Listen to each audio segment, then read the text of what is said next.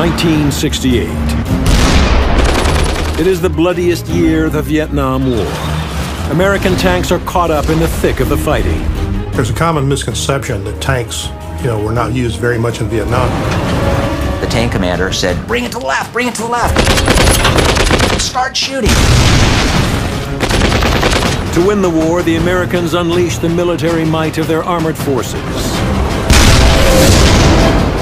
Our two tanks put out savage firepower. But the North Vietnamese fight back, sending their own tanks into battle. Next thing I remember seeing was a round coming toward us. Now North and South fight to decide the fate of Vietnam. Tank versus tank. In the final phase of the war, the North Vietnamese armor really did prove decisive.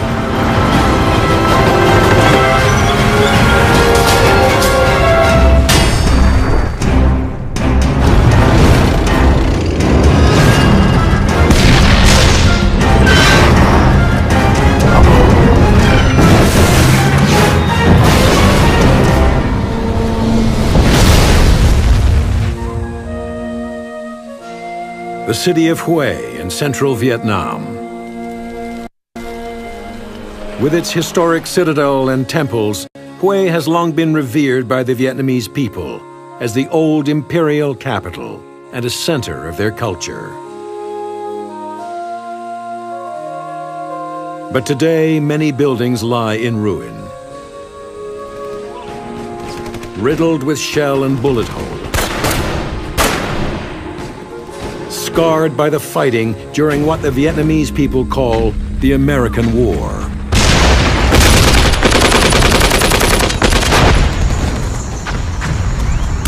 (1968). War is raging in Vietnam as forces from North and South battle for control of the country. Since 1954, Vietnam has been divided into North and South along the 17th parallel. The North is led by Ho Chi Minh, who is fighting to unify all of Vietnam. The partition of the country into two parts, which the leaders in the North, primarily Ho Chi Minh, simply refused to accept. It was always their goal to reunite Vietnam as a single country.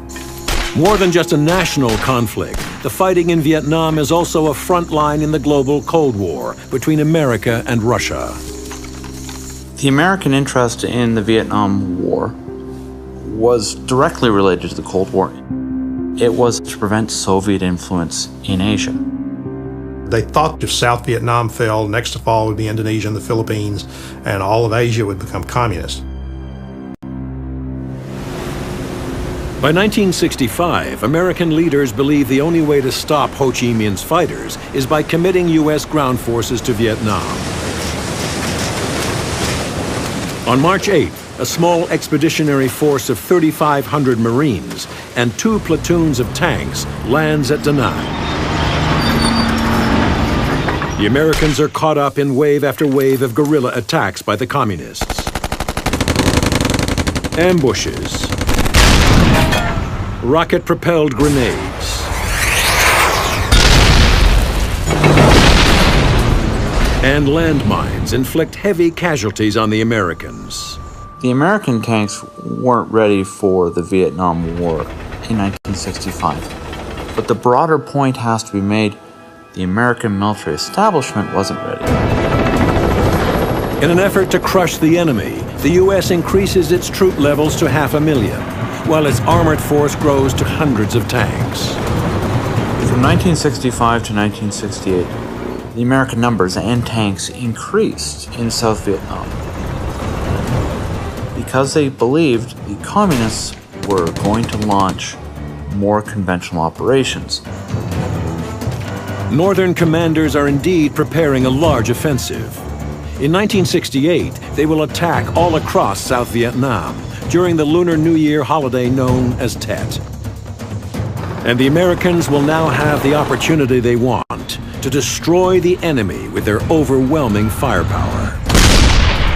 They believed if they could bring the communists to a conventional battle, they could defeat them. January 1968. A fateful year, the Vietnam War begins. In Hue City, the streets are crowded with Vietnamese celebrating the New Year. And amongst them are thousands of communist fighters who have infiltrated the city disguised as civilians. January 31st. Explosions rock the city. The Tet Offensive begins. 75,000 communists attack villages and cities across South Vietnam. And nowhere is the fighting more fierce than the city of Hue. American and South Vietnamese defenders are overwhelmed as guerrilla fighters appear out of nowhere. Within a day, the communists control much of Hue. The city of Hue had particular symbolic importance to the South Vietnamese as it was the ancient capital of the country. American and South Vietnamese reinforcements rushed to the scene, including M48 tanks from the Marine Corps' 3rd Tank Battalion. We'd always trained that we're going to be in the jungle and we're going to be in scrub and in this third world country, and all of a sudden we're in a city. I got there and some of the buildings were burned up and there were fires going on in the city, and they actually were fighting street by street and house by house. And they call us and say, "Okay, saddle up," and we jump in the tanks and take off. The M48 Patton is ideal for tank-on-tank combat, with a 90mm gun and 110mm of frontal armor. But on city streets, it is vulnerable to anti-tank weapons fired at close range.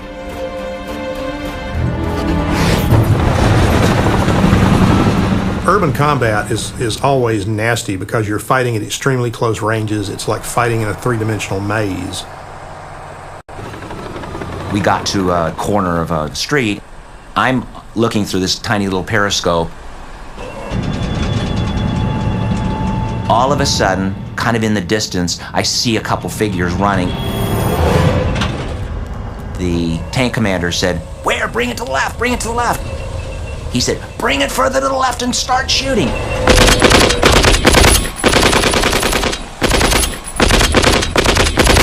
And 9 times out of 10, you didn't know what you're shooting at, you just shoot. We'd have this 5 minutes of crazy action, and then we pull back. But in Hue, there is no front line to pull back from. The fighting is everywhere. We'd park the tanks and wait for the next call to action. And I didn't want to get out of the tank the first time because the North Vietnamese were all around. Tanks in particular are vulnerable because any place that you have open windows, open doorways, rubble of buildings, the tank can be attacked from ground level, the tank can be attacked from above. 2 tanks were next to each other, 2 tank crewmen who had been out. They were all sitting around. The North Vietnamese mortar came in right in between the 2 tanks and took 2 or 3 of the guys out. Of the 14 or 15 crewmen that went up there that first day, almost every one of them had been medevaced out and had been replaced by somebody else.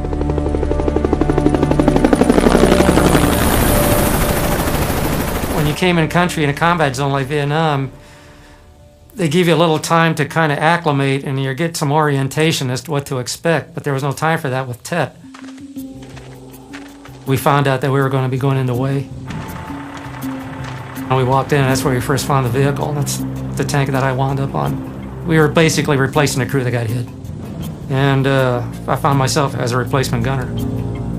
It was in pretty horrible shape. It was to be expected. You know, the tank commander had basically had his face taken off. So there was blood around the tank commander's cupola, and you could see it inside the turret. The interior of the tank might be covered with blood, body parts, things like this, but they just stuck you in that tank and you kept going. So I thought, oh my God, what's going to happen now? All I remember is the platoon commander telling us what to expect. You know, this was not tank country, he says, we're going to be going down streets. In an urban environment, tanks suffer the disadvantage that they're constrained to the roads and areas they can move through. So the communists could more easily lay ambushes in areas where they believed the tanks would go. Guys might be hanging out the window, trying to drop a satchel charge on top. If somebody's firing at you with heavy weapons out in front, you're basically stuck in the street and all you can do is back up. But the tank goes a lot slower than the stuff he's firing at you. Days after the armored reinforcements arrive, the Americans still cannot dislodge the communists from Hue. The United States was concerned about public opinion in the Battle of Hue, in that having the Vietnamese communists seize the city for a period of time was embarrassing. As the fighting drags on, U.S. commanders worry that images of tanks destroying the historic city will anger the American public. The rules for engagement in Hue were more restrictive because it was an urban area. And one of the odd things about this war, it came home to me as fact. I had heard about it, but I thought it was just the veterans kind of putting on the new guys. They were telling me that sometimes they found themselves in a firefight and had to request permission to fire back. I said, no, that doesn't happen. I was going down a street, and I just happened to be looking through a gunner scope at a window in a building, and I saw this flash. And a branch from a tree just flew off, like something had hit it. I'm looking at this building. Drivers saw the weapon, but I didn't know what he had. The RPGs were the North Vietnamese primary anti-tank weapons. They were essentially a reusable grenade launcher, but it was absolutely deadly to crews. I tell the tank commander, let me put a round in there. He says, no, wait. For what? He has to call in and request permission to fire. Had visions of 900 rocket-propelled grenades all pumping holes into the tank and turning it into a gazebo. Time kind of slowed down.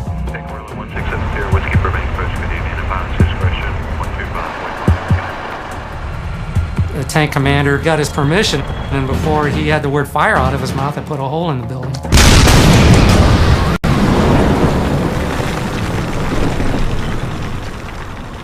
The communists are finally driven from Hue, but much of the city lies in ruins. American casualties are high, and confidence in a swift victory in Vietnam is shaken. The American public opinion was the great casualty of the Tet Offensive. Prior to the Tet Offensive, American politicians said, we can see the light at the end of the tunnel. We are about to defeat the Vietnamese communists. The fact that the Vietnamese communists could launch a major offensive across South Vietnam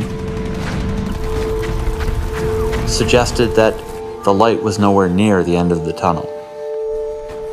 40,000 South Vietnamese civilians are casualties of the Tet Offensive, and over 45,000 communist fighters are dead or wounded.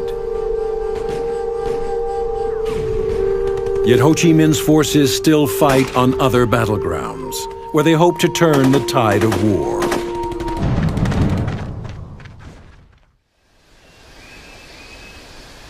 The remote mountains of central Vietnam. A rusting American tank recalls fierce battles that raged here in 1968. A reminder that the North Vietnamese were entering a new phase of the war with a new weapon, their own tanks.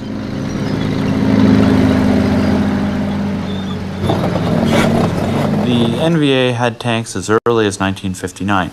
However, they were in a school. They didn't employ their tanks in battle until 1968. At that point, the NVA were equipped with the PT-76. It was a Soviet-made tank, an amphibious tank. It was useful to infiltrate South Vietnam so they could move them from North Vietnam through the number of water courses they would have had to cross. And now the NVA will use their tanks to spearhead a major attack to seize the large American combat base at Khe Sanh. They will infiltrate from North Vietnam through Laos and across the border along Highway 9 and attack Khe Sanh. It was believed that the overrun of Khe Sanh would be a prelude to a much larger operation to take parts of the northern provinces of South Vietnam. Had they been able to take the northern provinces, it would represent a discernible victory.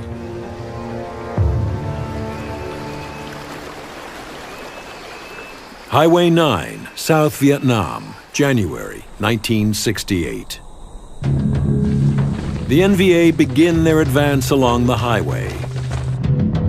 NVA infantry and tanks will attack their main objective, Khe Sanh.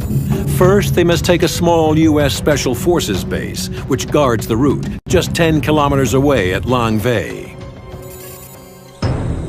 The North Vietnamese mass nearly 2,000 troops and 16 tanks to attack Lang Vây.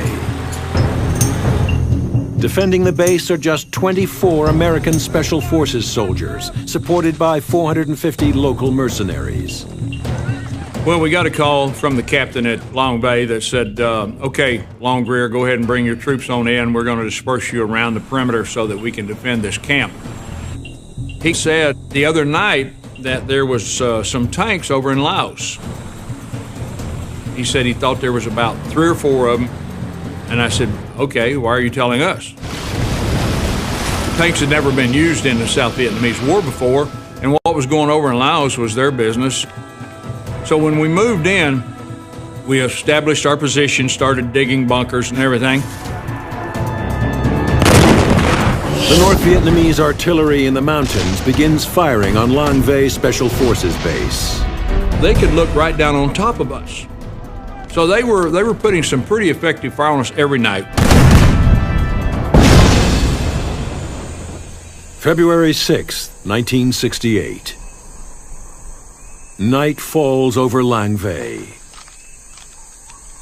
And so at this point, we feel like this may be it. The communists are about to unleash their attack. Leading the assault will be PT-76s from the NVA's 198th Tank Battalion. The PT-76 is a Soviet-designed light tank with a crew of 3. It's armed with a 76.2 millimeter main gun, but it has only 17 millimeters of frontal armor. When the North used tanks at Lang Vây for the first time, it represented the beginning of a shift in their strategy. They were prepared to blend conventional operations with guerrilla operations. As the PT-76s reach the perimeter wire of the base, the sudden appearance of so many NVA tanks catches the Americans by surprise. Sergeant in the bunker with me, he said, "Sir, I only got one thing to tell you. We got tanks in the wire." I said, "Are you serious? Tanks in the wire? Let's go, man." All of a sudden, I'm like, whoa, God, look at that. That's a Russian tank, man. It's a PT-76. The Americans scramble from their bunkers and ready their main anti-tank weapon, the 106 millimeter recoilless rifle. And then boom, the 106 goes off. They knocked out the first tank, opened the breech, put in the second round, knocked out the second tank, put in a round, knocked out the third tank.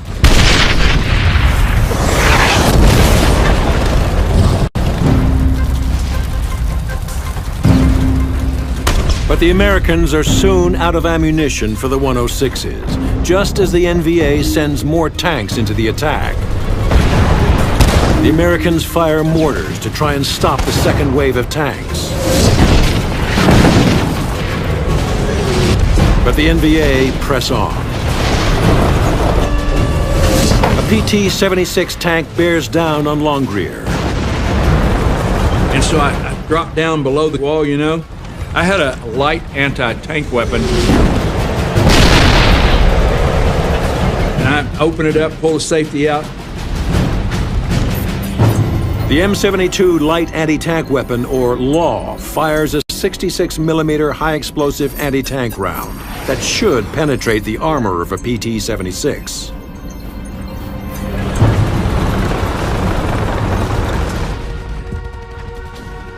Click it, and I throw it down. Give me another one. The law is proving unreliable, and the PT-76 tank is closing. So I tried 3 of these things, and they wouldn't fire. So the third one, I lined up the sight right at the very front where I thought the driver would be on the tank. I go, and I can watch the round. It's going down through like that, and hits right where I'm at. Boom! And goes straight up in the air. I'm like, it's not supposed to do that. The rocket bounces harmlessly off the PT-76. Now the tank crew turn their attention to the American bunker. And then the tank stops. Clank, clank, clank.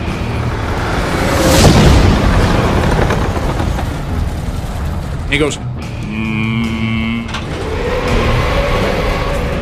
starts moving his big barrel toward us, you know.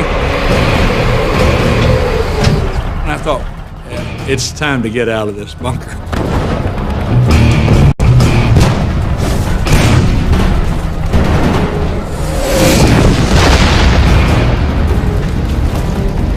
The North Vietnamese have adopted the American tactic of using the overwhelming firepower of the tank.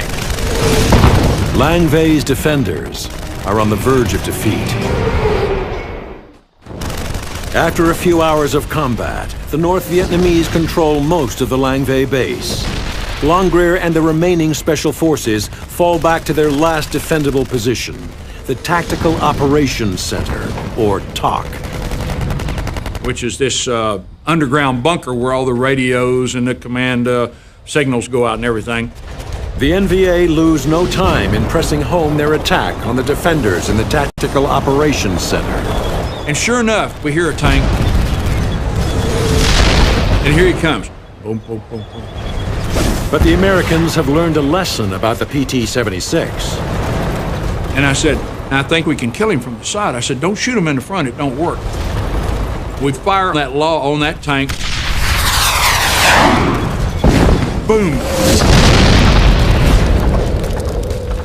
So we knocked that one out, and here comes one behind it.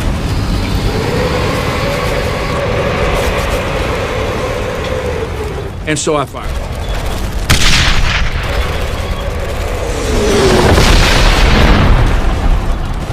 But it doesn't kill it. They can't go anywhere. It knocked the track off. So now they're swinging the gun around. So I still have a law on my shoulder. Then I went ahead and fired it. Another PT-76 is destroyed. The relentless NVA tank attack closes in on Longrear and the defenders. Another tank comes out.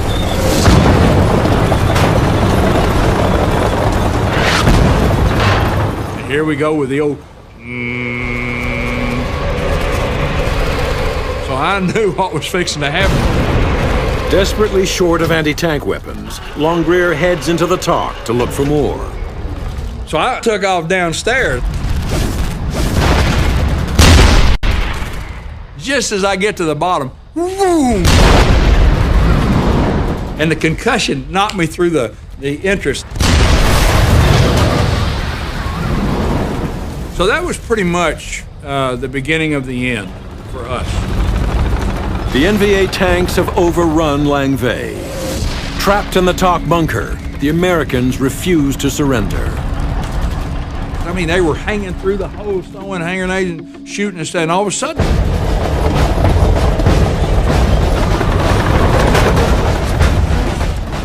this tank pulls up on top of this bunker.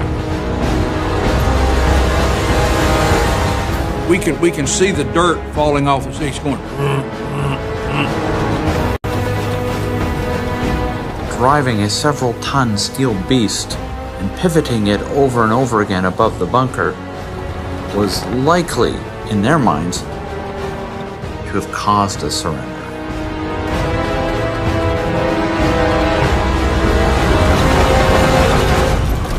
But Langvey's defenders hold out in the bunker. In an act of desperation, they call for an airstrike on the NVA, who are on top of their own position. Such decisions are never taken lightly. They're going to engage in something that might sacrifice their own lives for a greater good. The dangerous tactic pays off as the aerial strikes force NVA tanks and infantry to pull back and allow the American-led troops to escape. On February 7th, the North Vietnamese finally take Langvey. They lose 7 tanks in the attack, but prove their armor can be decisive against the Americans. With Langvey eliminated, the NVA now focus their attack on the large American base at nearby Khe Sanh. In Khe Sanh, the survivors from Langvey, including Longrear, are arriving. Of the 24 American Special Forces, 21 are casualties. But they find they have traded one version of hell for another. Khe Sanh is under an intense artillery barrage, with shells landing every 10 seconds. In early 1968, Khe Sanh was surrounded. It had been isolated by North Vietnamese forces immediately prior to the Tet Offensive and subjected to prolonged bombardment.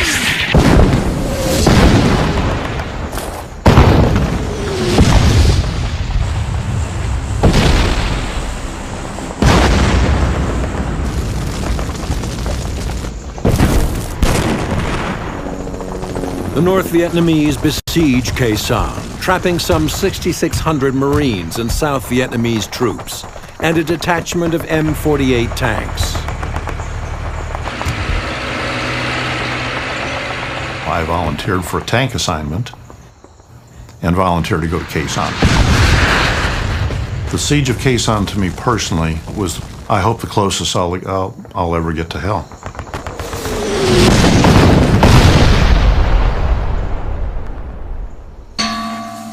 Advancing on the American base is a battalion from the NVA's 325C Division, numbering some 600 troops.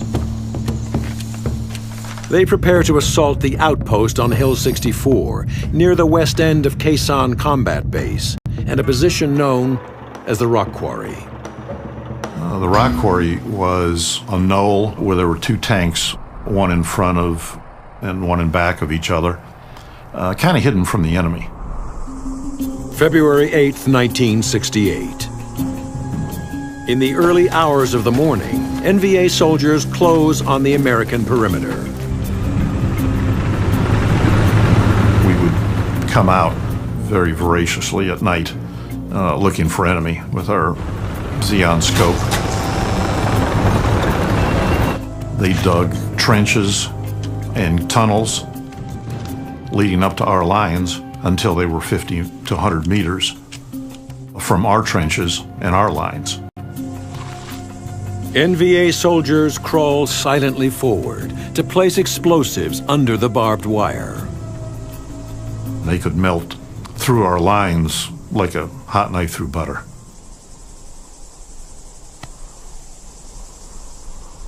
Of course, we didn't know what was coming.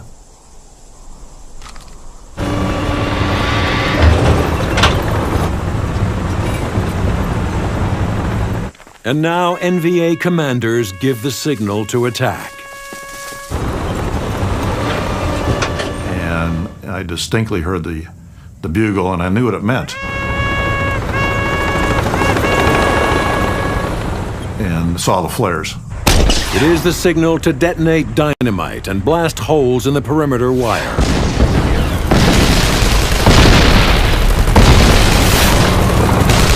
NVA machine guns and mortars begin firing into the base.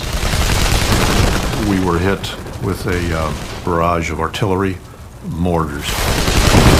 NVA infantry storm up the hill towards the American positions. It was Alpha 19's outpost. It was on Hill 64. and they were being overrun. The Marines pull out of their bunkers and withdraw. The NVA reach the top of Hill 64, intent on destroying the American positions. But there was just a couple things that were in the way of it, and that was 2 tanks. In places like Quezon, tanks couldn't hold ground, but they could certainly try to prevent someone else from taking it. The American tanks maneuver behind the enemy attackers, but are forced to fire on their own positions, now held by the NVA.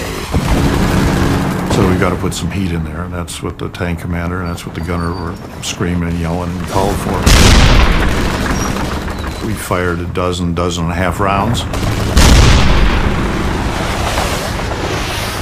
And we put many of those right into the same bunkers that our troops were in, only minutes before. Our tanks put out savage firepower. The counterattack forces the NVA to withdraw, but not before they demolish the American bunkers.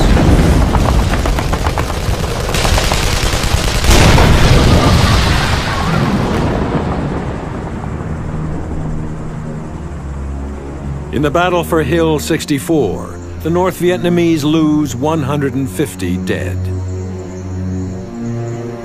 Tanks played a critical role in the siege of Quezon. We displayed to the enemy that we could be at any point that they would choose, and that we could be there in a matter of moments.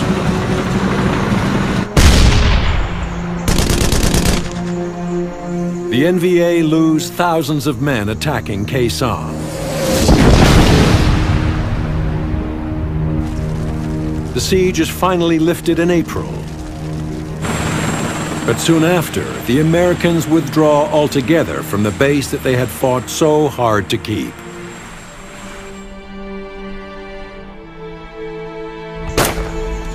"1968 is the deadliest year of the war for the United States, with over 15,000 Americans killed in combat.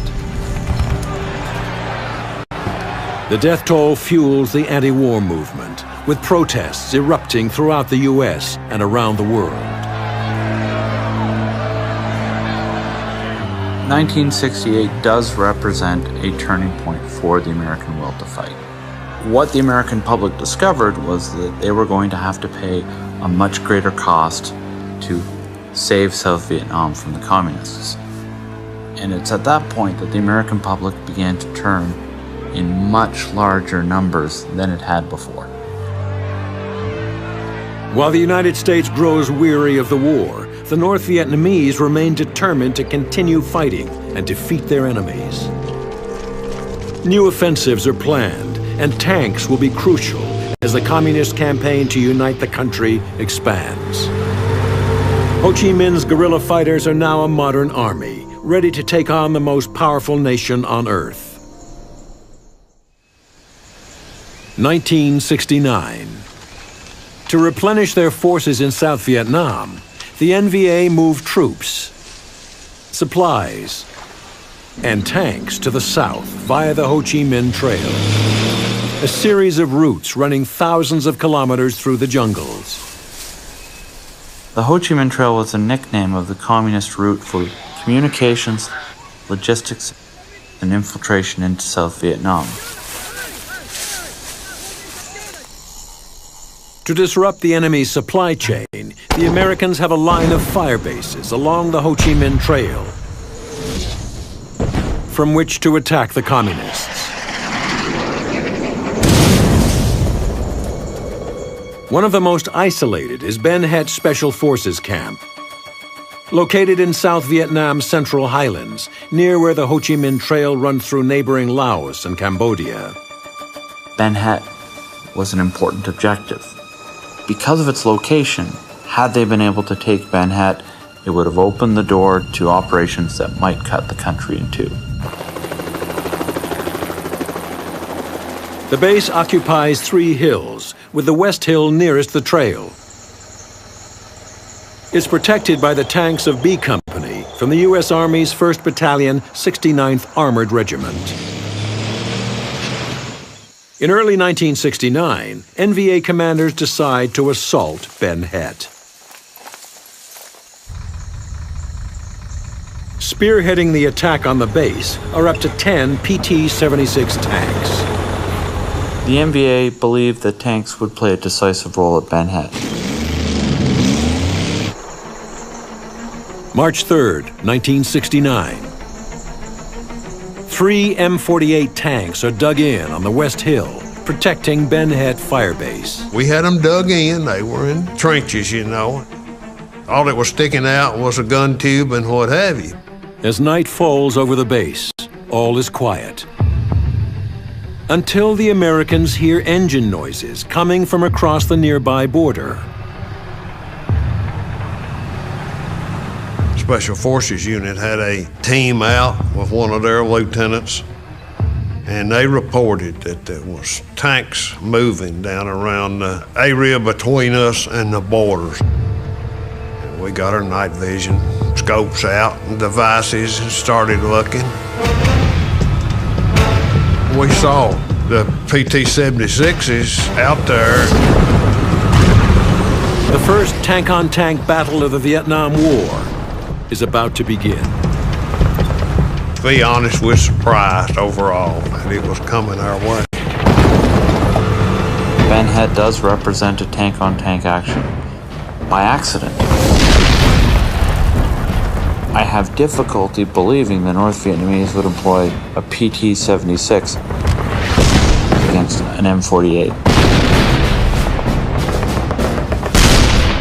Two PT-76s are quickly knocked out. But the third closes on the American tanks and opens fire. The next thing I remember seeing was a round coming toward us. The closer it got to us, the bigger that round looked.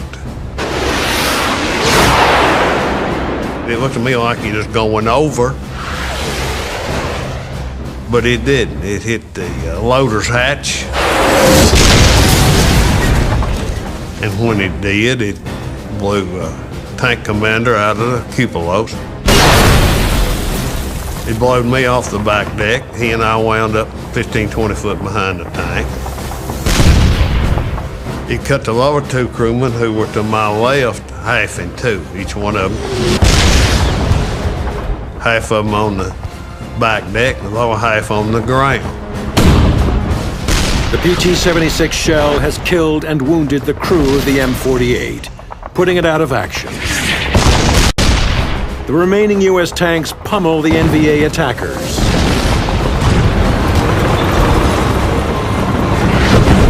Finally, the communists withdraw. At the first break of dawn the next morning is when they saw at least 2 tanks had been destroyed.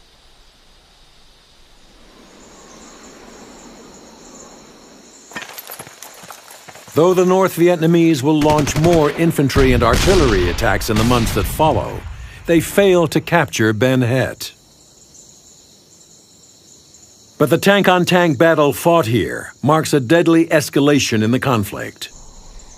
The use of tanks by the NVA represents an increase in the NVA's confidence and ability to wage conventional war. By July 1969, more than 40,000 Americans have died in Vietnam. And there is still no end of the war in sight.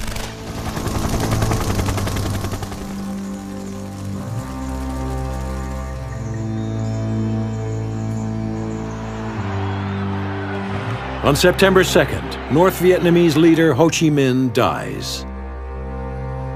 But his dream of a united, independent Vietnam lives on. You can kill 10 of our men for everyone we kill of yours. But even at those odds, you will lose and we will win. The Americans start peace talks with the North Vietnamese and announce they will begin pulling out their troops. We have adopted a plan which we have worked out in cooperation with the South Vietnamese for the complete withdrawal of all U.S. combat ground forces. The American tankers had been among the first to arrive in South Vietnam, when the U.S. believed they could win a swift victory with their overwhelming firepower. Now they are amongst the first to head home.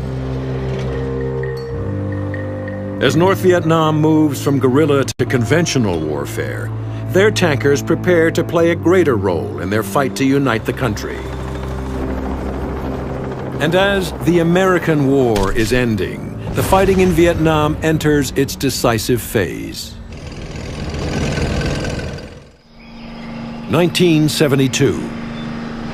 Most American forces have withdrawn from Vietnam, leaving the South alone to defend itself. Because of the American withdrawal, the South Vietnamese economy was weaker. They didn't have as much money to spend on their own defense. The North, however, strengthens its forces, with help from the Soviet Union and Communist China, who supply them with powerful new tanks. Soviet aid allowed them to rebuild their forces for future operations. The North Vietnamese did believe that they could defeat the South in a conventional war in 1972. Spring 1972. The Communists launch a new offensive. The attack will be their largest of the war, and it will be spearheaded by hundreds of tanks. When people think of Vietnam and tanks, most people make the assumption it's jungle. But there were areas that were very, very good for the employment of tanks, particularly the northern provinces. The main tank assault falls on the border provinces, where the Communists believe the enemy is weakest. This was the first time the North Vietnamese used tanks en masse during the war in Vietnam. For the attack, the North Vietnamese field 30,000 troops and more than 150 tanks. Defending the northern provinces are nearly 30,000 South Vietnamese troops and dozens of M48 tanks. March 30th, 1972.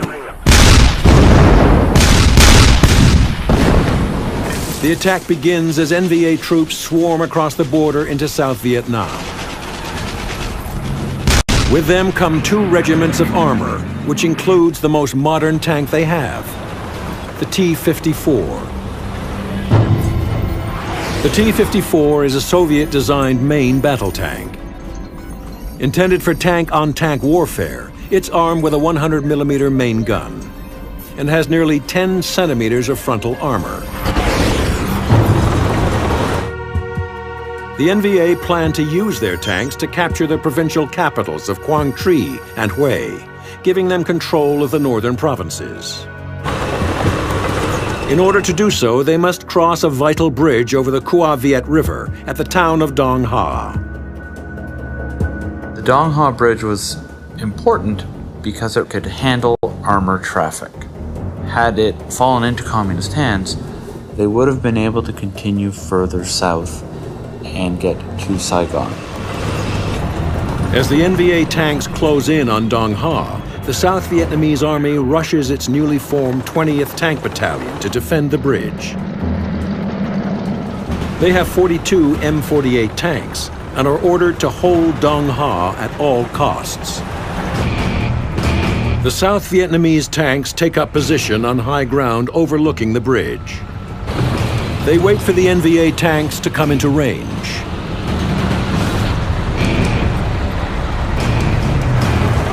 As the NVA tanks approach the bridge, they enter a killing zone.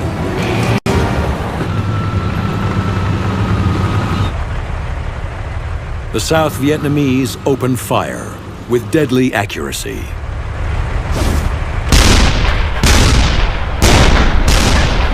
"11 enemy tanks are hit.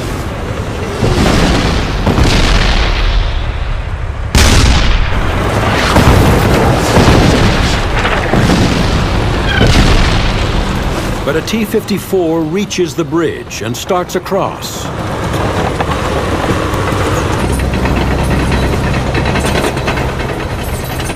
A lone South Vietnamese Marine aims to stop it with an anti-tank weapon.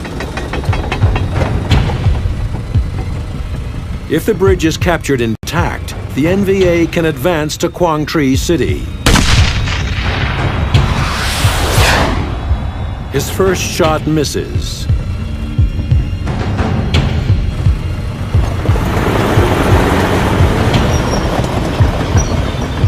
He has one rocket left.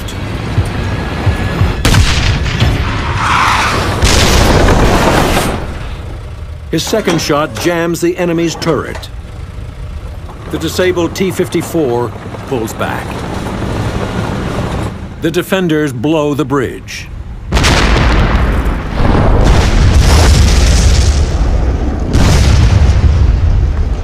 Stopping the NVA tanks from crossing.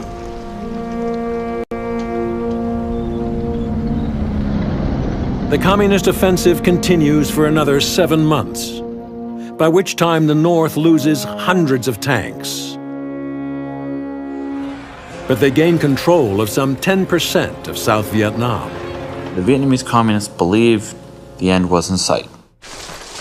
In early 1975, the NVA mounts yet another offensive. Their tanks begin to attack southern positions and advance towards the capital, Saigon. April 30th, 1975.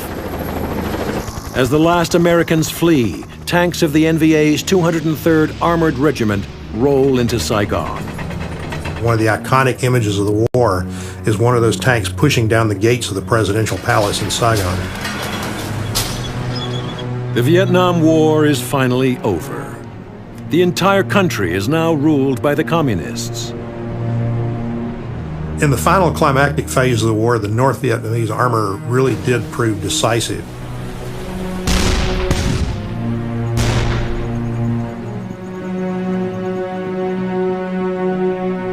Over 5 million Vietnamese people die in the battles that raged in the war for Vietnam. The war cemeteries and memorials bear witness to the terrible price they paid to be unified and independent.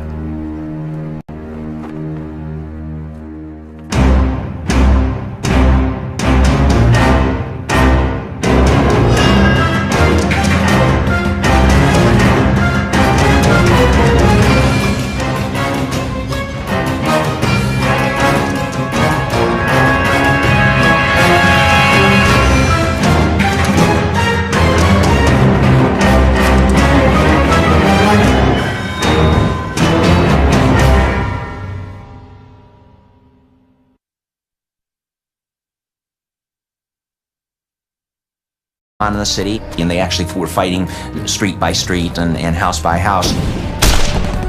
And they call us and say, okay, saddle up, and we jump in the tanks and take off.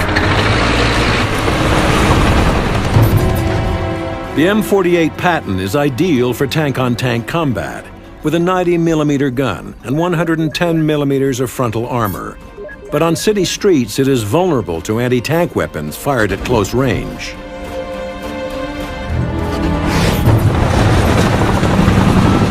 Urban combat is always nasty because you're fighting at extremely close ranges. It's like fighting in a three-dimensional maze. We got to a corner of a street. I'm looking through this tiny little periscope.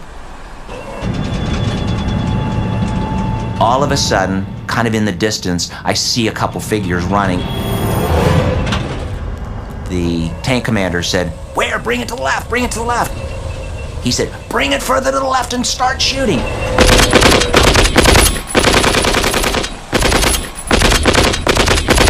And 9 times out of 10, you didn't even know what you're shooting at, you just shoot.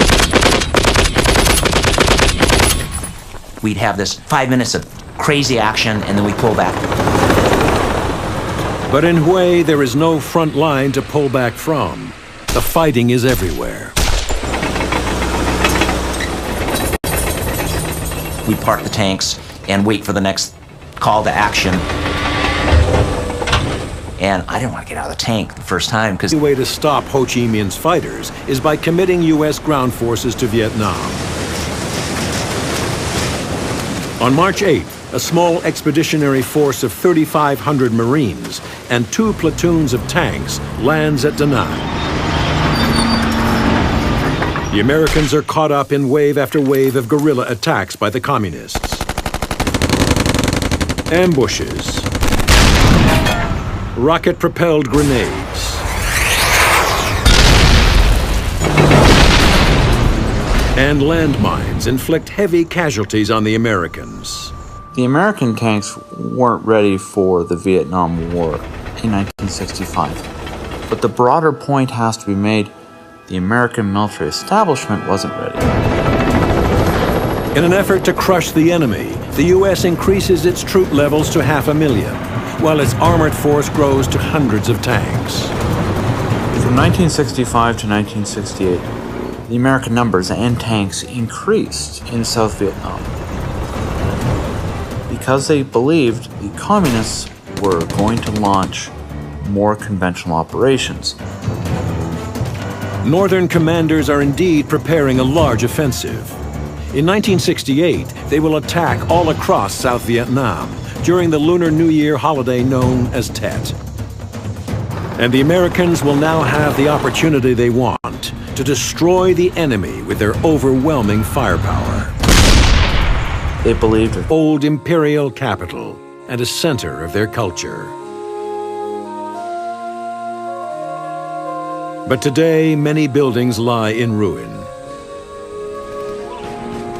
riddled with shell and bullet holes, scarred by the fighting during what the Vietnamese people call the American War.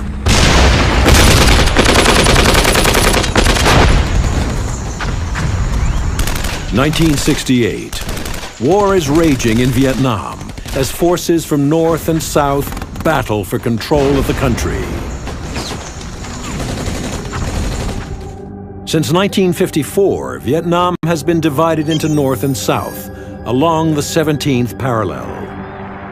The North is led by Ho Chi Minh, who is fighting to unify all of Vietnam.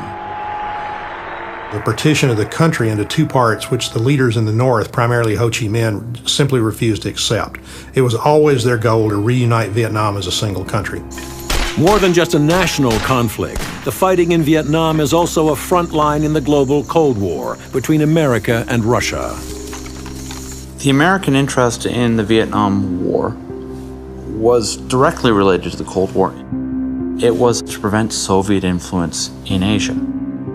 They thought if South Vietnam fell, next to fall would be Indonesia and the Philippines, and all of Asia would become communist. By 1965, American leaders believed they could bring the communists to a conventional battle. They could defeat them. January 1968. A fateful year in the Vietnam War begins. In Hue City, the streets are crowded with Vietnamese celebrating the New Year. And amongst them are thousands of communist fighters who have infiltrated the city disguised as civilians. January 31st. Explosions rock the city. The Tet Offensive begins. 75,000 communists attack villages and cities across South Vietnam. And nowhere is the fighting more fierce than the city of Hue. American and South Vietnamese defenders are overwhelmed as guerrilla fighters appear out of nowhere. Within a day, the communists control much of Hue. The city of Hue had particular symbolic importance to the South Vietnamese as it was the ancient capital of the country. American and South Vietnamese reinforcements rushed to the scene, including M48 tanks from the Marine Corps' 3rd Tank Battalion. We'd always trained that we're going to be in the jungle and we're going to be in the scrub and in this third world country, and all of a sudden we're in a city. I got there and some of the buildings were burned up and there were fires going on. 1968. It is the bloodiest year of the Vietnam War. American tanks are caught up in the thick of the fighting. There's a common misconception that tanks, were not used very much in Vietnam. The tank commander said, "Bring it to the left, bring it to the left. Start shooting." To win the war, the Americans unleashed the military might of their armored forces.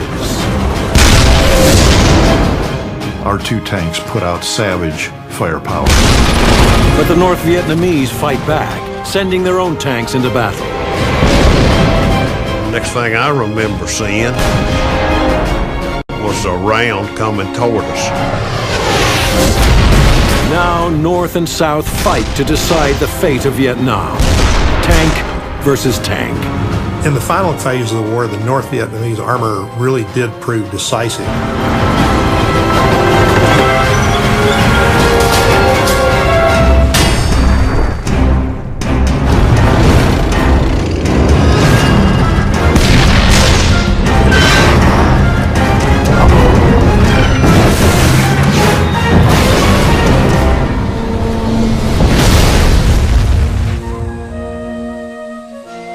The city of Hue in central Vietnam. With its historic citadel and temples, Hue has long been revered by the Vietnamese people as the